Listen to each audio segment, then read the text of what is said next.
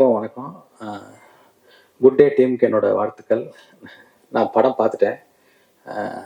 நான் ஆக்சுவலி நான் சொல்லணும்னு நினச்சத கார்த்திக் நேத்தா ரொம்ப அருமையாக சொல்லிட்டாரு.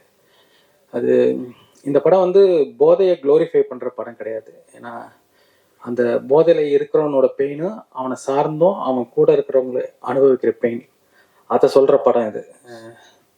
எனக்கு வந்து இந்த இட்ஸ் அ ஒண்டர்ஃபுல் லைஃப்னு ஒரு படம் இருக்குது, ஃப்ராங்க் காப்ராவோட படம்.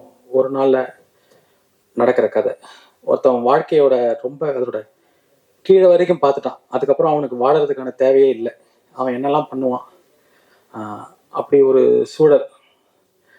அந்த மாதிரி ஒரு மூடில் இந்த படம் இருந்தது. ரொம்ப சூப்பராக இருந்தது படம். எனக்கு பார்த்துட்டு ரொம்ப பிடிச்சிது.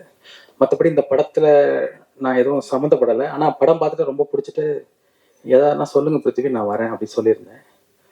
ரொம்ப அருமையான படம். ரொம்ப நல்லா பண்ணியிருந்தாங்க அந்த டீம். பர்ஃபார்மன்ஸ், டைரக்ஷன், ஸ்கிரிப்ட் எல்லாமே ரொம்ப நல்லா இருக்குது. குறிப்பாக மியூசிக், கார்த்திக் நேத்தா லிரிக்ஸு.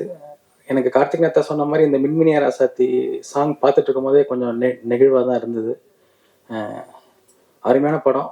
எப்பயும் நல்ல படங்கள் ஓடுன்ற நம்பிக்கை எனக்கு இருக்குது. எந்த படமும் கண்டிப்பாக ஓடும். தேங்க்ஸ்.